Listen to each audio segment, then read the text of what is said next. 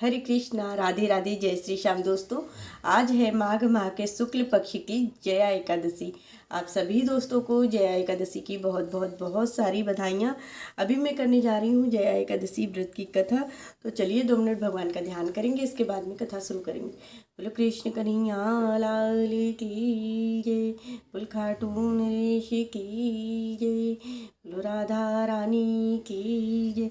श्रीमन नारायण नारायण नारायण, लक्ष्मी नारायण नारायण नारायण, भजमन नारायण नारायण नारायण, गोविंद नारायण नारायण नारायण। बोलो लक्ष्मी नारायण भगवान की जय।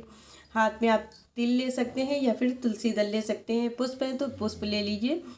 बोलो कृष्ण कन्हैया लाल की जय। इस व्रत में भगवान के केशव के नाम की पूजा अर्चना की जाती है। व्रत करने वाले को भूत प्रेत पिशाच आदि योनि में जाने का भय नहीं रहता है और अनेक जन्मों के लिए सभी पाप नष्ट हो जाते हैं। व्रत करने वाले को लोक और परलोक में सभी सुखों की प्राप्ति होती है। युधिष्ठिर ने पूछा, भगवान कृपा करके यह बतलाइए कि शुक्ल पक्ष में कौन सी एकादशी होती है, उसकी क्या विधि है तथा उसमें कौन से देवता की पूजा की जाती है। भगवान श्री कृष्ण बोले, माघ माह के शुक्ल पक्ष की जो एकादशी है उसका नाम जया एकादशी है। वह सभी पापों को हरने वाली तिथि है, पर पवित्र होने के साथ ही सभी पापों का नाश करने वाली है तथा मनुष्यों को भोग और मोक्ष प्रदान करती है। इतना ही नहीं, वह ब्रह्म हत्या जैसे पाप और पिशाच तत्व का भी विनाश करने वाली है। इसका व्रत करने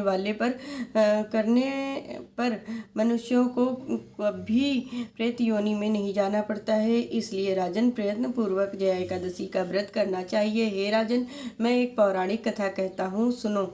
एक समय इंद्र नागलोक में अपनी इच्छानुसार अप्सराओं के साथ रमण कर रहा था। गंधर्व गान कर रहे थे और वहाँ गंधर्वों में प्रसिद्ध पुष्पवंत, उसकी पुत्री तथा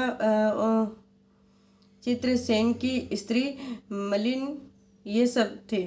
उस जगह मलिन का लड़का पुष्पवान और उसका लड़का माल्यवान भी था। उस समय पुष्पवती नामक एक गंधर्व स्त्री माल्यवान को देखकर मोहित हो गई और कामवाड़ से चलायमान होने लगी। उसके रूप, सौंदर्य, हाव भाव आदि द्वारा माल्यवान को अपने बस में कर लिया।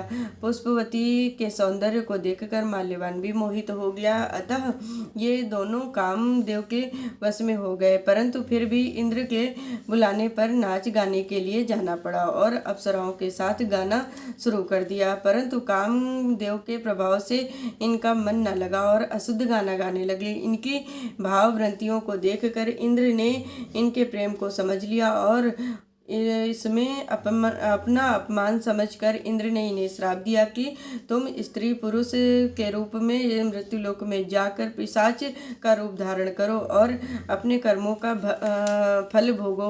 इंद्र का श्राप सुनकर वे अत्यंत दुखी हुए और हिमाचल पर्वत पर पिशाच बनकर दुखपूर्वक अपना जीवन व्यतीत करने लग गए। दिन रात वे एक क्षण भी निद्रा नहीं उन्हें आती थी।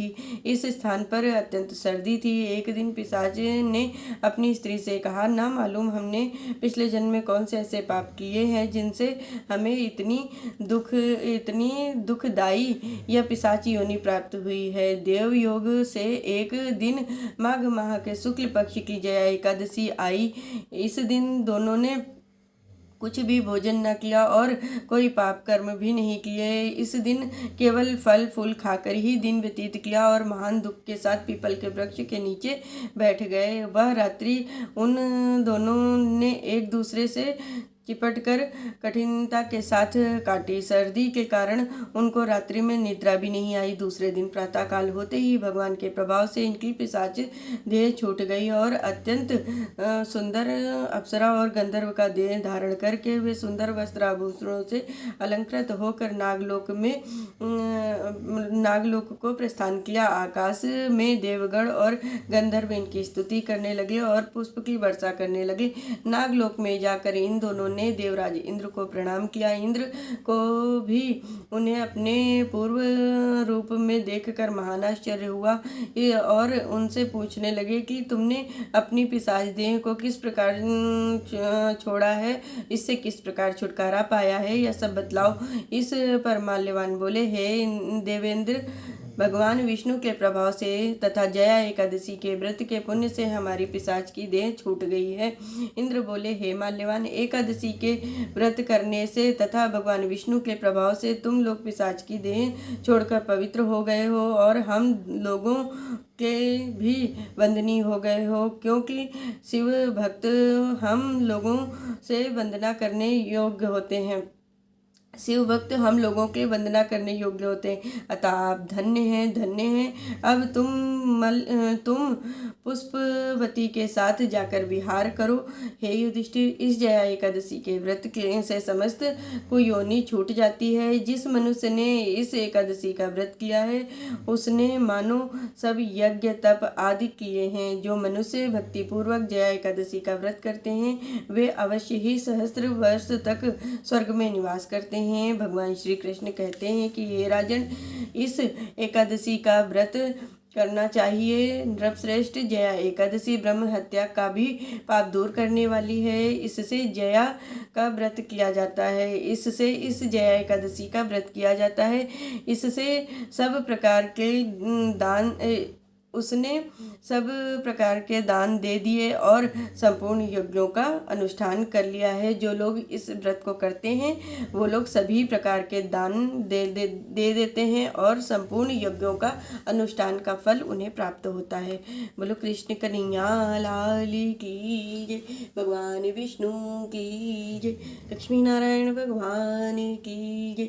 श्रीमन नारायण नारायण नारायण, भजमन नारायण नारायण नारायण, लक्ष्मी नारायण नारायण नारायण। बोलो लक्ष्मी नारायण भगवान की जय, बोलो कृष्ण कन्हैया लाल की जय।